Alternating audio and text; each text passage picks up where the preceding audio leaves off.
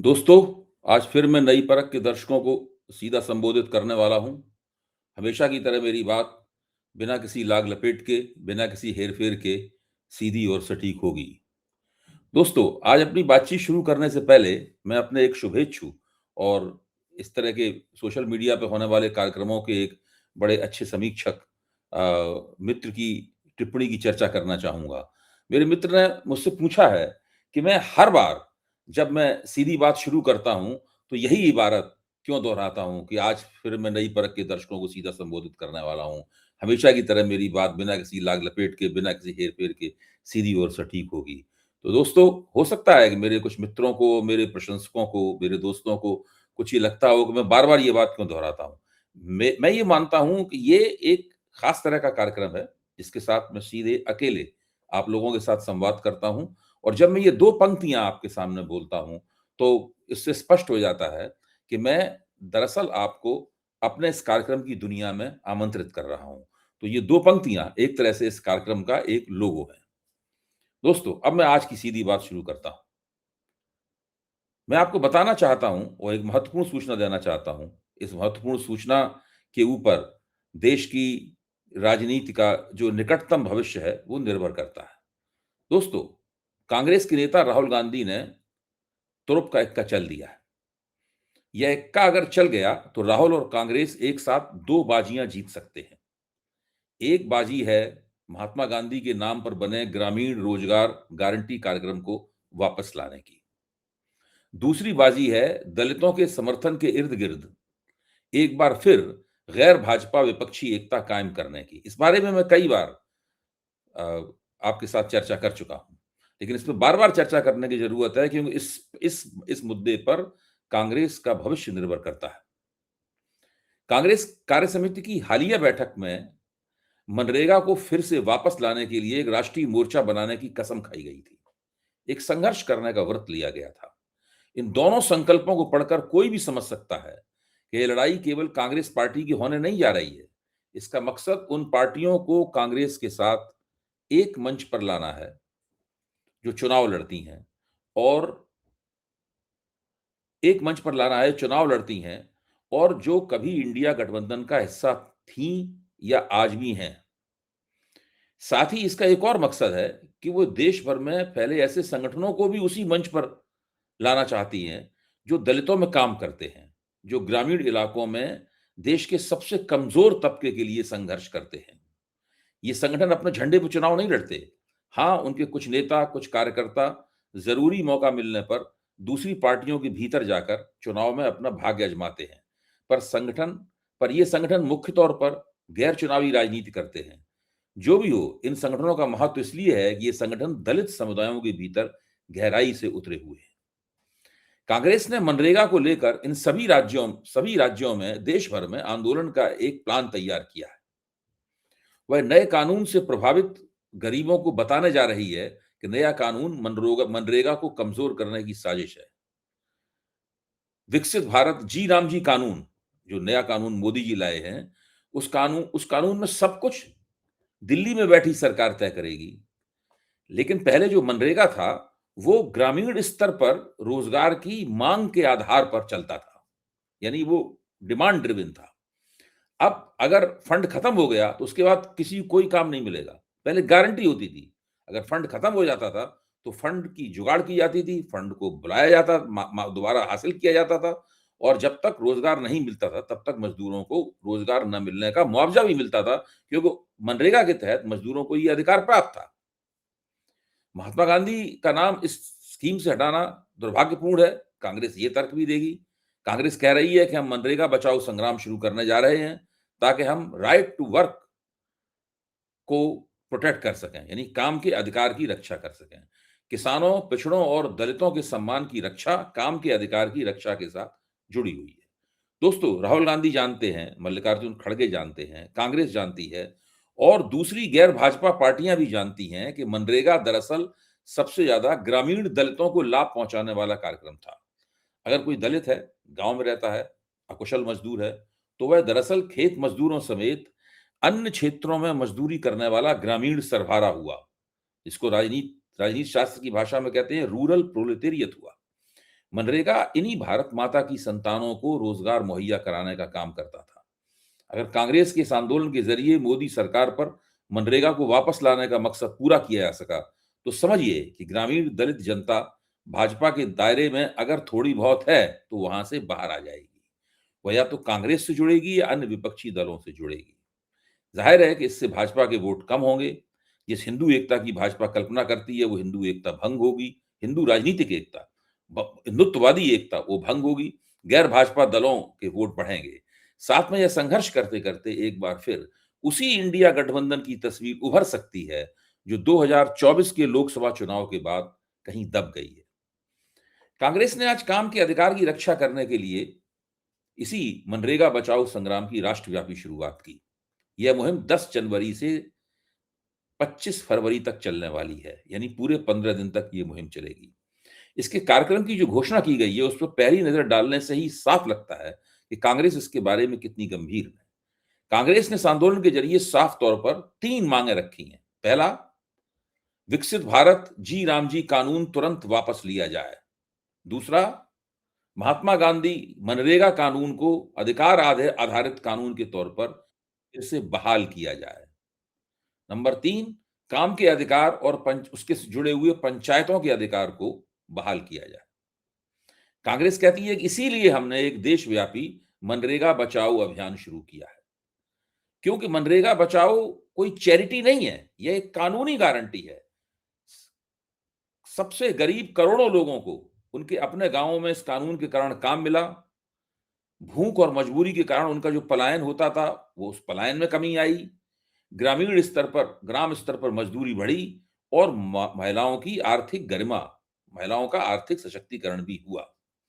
जबकि इसके उलट विकसित भारत जी राम जी कानून इस अधिकार को खत्म करने के लिए बनाया गया है। कांग्रेस घोषित रूप से कह रही है कि वो इसका कड़ा विरोध करेगी।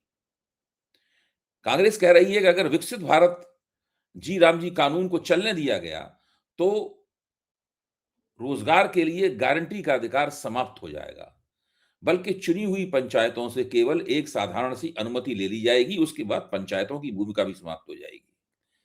इस सिलसिले में जो बजट होगा वो सीमित कर दिया जाएगा। इसलिए जैसे ही संकट के समय पैसा खत्म हुआ, काम मिलना बंद हो जाएगा। दिल्ली तय करेगी कि फंड क्या है और काम भी तय करेगी, और ग्राम सभाएं और पंचायतों को इससे संबंधित जो अधिकार प्राप्त थे, वो अधिकार जीरो हो जाएंगे। 60 दिन के काम के ब्लैकआउट की सबसे ज्यादा जरूरत के समय काम न देने को कानूनी मान्यता मिल जाएगी। मजदूरी एक सुरक्षित हक होने के साथ साथ अनिश्चित और भी कम की जा सकेगी। राज्यों को 40% फंड देने के लिए मजबूर किया जाएगा, जिससे संघवाद कमजोर होगा और गरीब राज्यों को नुकसान होगा। टेक्नोलॉजी, बायोमेट्रिक और ऐप आधारित रुकावटों के जरिए यह नया कानून मजदूरों को रोजगार के दायरे से बाहर कर देगा। गांवों की संपत्तियों की जगह ठेकेदार शैली की परियोजनाएं ले लेंगी। मनरेगा पर हमला करना करोड़ों मजदूरों और उनके संवैधानिक अधिकारों पर हमला करना है। कांग्रेस का कहना है कि वह हर पंचायत से लेकर संसद शांतिपूर्वक तरीके और मजबूती से इसका विरोध करेगी। इसके लिए 8 जनवरी को प्रदेश कमेटी के स्तर पर आंदोलन की तैयारी बैठकें होंगी। इन्हें प्रदेश मुख्यालयों में किया जाएगा। इन बैठकों में कार्यकर्ताओं और नेताओं को सरकार द्वारा मनरेगा की जगह लाए गए विकसित भारत जी राम जी विधेयक के प्रभावों के दुष्प्रभावों के बारे में जानकारी दी जाएगी। जिलावार जिम्मेदारियों को अंतिम रूप दिया जाएगा तथा सुनिश्चित किया जाएगा कि सभी राज्यों में समन्वित गोलबंदी हो और सभी जगह जाने वाला संदेश एक रूप रहे, ताकि किसी भी तरह के भ्रम की गुंजाइश न रह जाए। दोस्तों, हर सफल आंदोलन के संयोजन और गठन के लिए जरूरी होता है कि आंदोलनकारी कार्यकर्ताओं और जनता के बीच में जो संदेश जाए, वो बिल्कुल स्पष्ट हो। उसके अंदर किसी किस्म के भ्रम की जरूरत ना हो, भ्रम की गुंजाइश न रह जाए। 10 जनवरी को 10 जनवरी को जिला स्तर पर प्रेस कॉन्फ्रेंस आयोजित किए जाएंगे।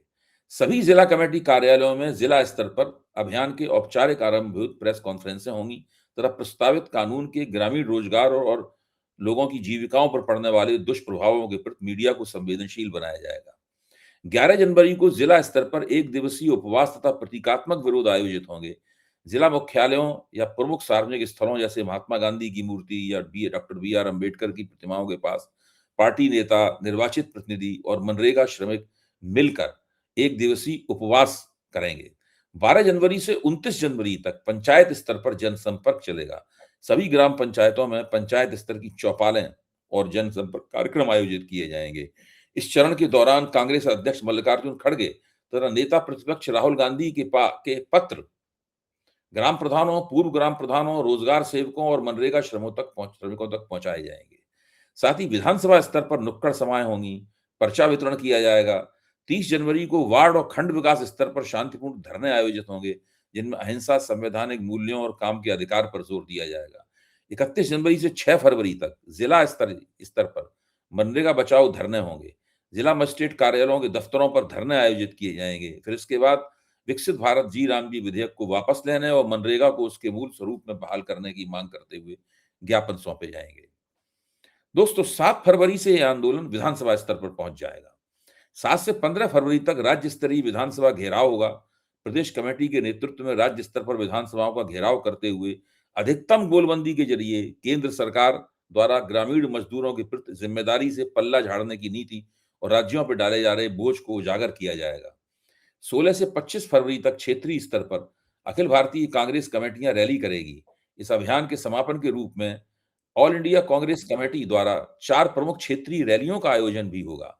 रैली की जगहों और तारीखों के बारे में जल्दी ही जानकारी साझा होगी। कांग्रेस की आला कमान ने सभी प्रदेश इकाइयों को हिदायत दी है कि वे इस घोषित आंदोलनकारी कार्यक्रम का निष्ठापूर्वक पालन करें।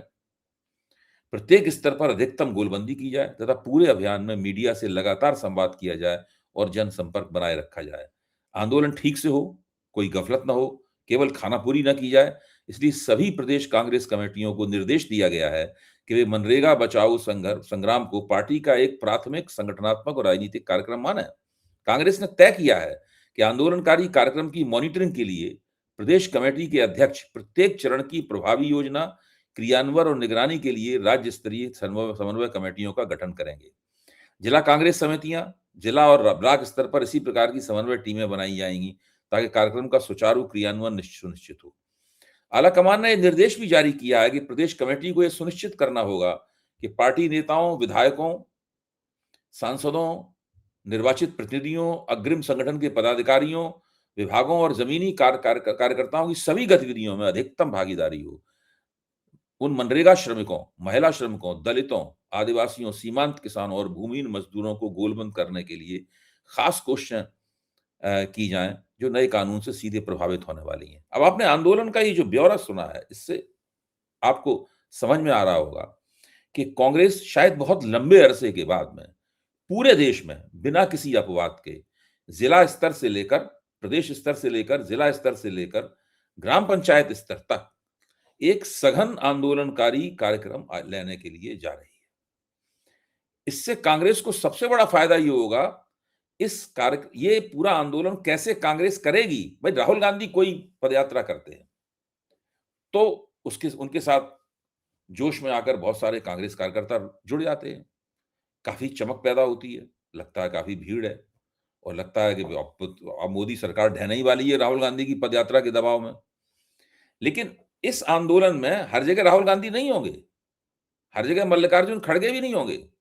राहुल गांधी और मल्लिकार्जुन खड़गे तो स्थानीय स्तर के कार्यकर्ताओं और नेताओं को पत्र लिखेंगे कि उन्हें क्या करना है और किस तरीके से उन्हें इस आंदोलन के लिए उत्साहपूर्ण तैयारी करनी है। कांग्रेस की प्रदेश स्तर की कमेटियों, जिला स्तर की कमेटियों, इन कमेटियों को आंदोलन करना होगा। इसकी जो रफ्तें आएंगी, इसकी मॉनिटरिंग के जरिए जो रफ्तें मिलेंगी, उससे कांग्रेस के आला कमान को यह भी पता लगेगा कि जो कमेटियां बनी हुई हैं, दरअसल उन कमेटियों की सक्रियता की स्थिति क्या है। क्योंकि ये कांग्रेस ने एक तरह से देखा जाए तो अपने पूरे संगठन को ये चुनौती दी है कि संगठन अपनी जांच करे। इस आंदोलन के जरिए संगठन अपनी जांच करे, तब से पता चलेगा कि दरअसल कांग्रेस का संगठन जमीन पे है कैसा।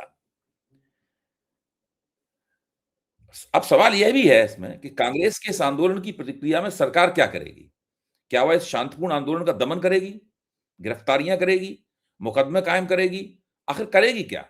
सरकार की प्रतिक्रिया और सरकार की जो भी रणनीति होगी, उसके सामने आने पर इस आंदोलन के दूसरे पक्ष सामने आएंगे, जो कांग्रेस के रणनीतिकारों की तरफ से एक आकस्मिक निर्णय की मांग करने वाले हैं। इसी तरह एक सवाल यह भी उठता है कि कांग्रेस के अलावा अन्य विपक्षी दल इस आंदोलन को जमीन पर होते देखकर क्या करेंगे? यह भी सवाल है कि कांग्रेस अपनी पार्टी को सक्रिय तो कर रही है, पर क्या वह अन्य विपक्षी दलों और चुनाव न लड़ने वाले जमीनी संगठनों को भी इस आंदोलन में भाग लेने की दावत देने जा रही है? जैसे-जैसे ये जद्दोजहद आगे बढ़ेगी, वैसे-वैसे इस कांग्रेस की नई राजनीति की परतें खुलेंगी और हम उस पर नई-नई चर्चाएँ करेंगे। दोस्तों, आज की सीधी बात खत्म करने से पहले मैं आपके अपने चैनल नई परख के बारे में कुछ और भी कहना चाहता हूँ। आप सभी ने नई परख को इतना प्यार दिया है, इसके लिए सभी दर्शकों का तहे दिल से शुक्रिया। अगर आप चाहते हैं कि मैं आपके लिए अलग से कंटेंट बनाऊँ, आपकी टिप्पणियों पर प्रतिक्रिया करूँ या आपके सुझावों पर चर्चा करूँ, तो आप हमारे चैनल के साथ खास तरह से जुड़ सकते हैं। अगर आप नई परख चैनल का हिस्सा बनते हैं, तो आप मेरे वीडियो बाकी सब्सक्राइबरों से 1 घंटे पहले देख पाएँगे। मैं आपकी बातों का जवाब दूँगा, आपके लिए हर दिन स्पेशल शो करूँगा और आपके सुझाव अपने वीडियो में शामिल करूँगा। आज के लिए बस इतना ही। धन्यवाद।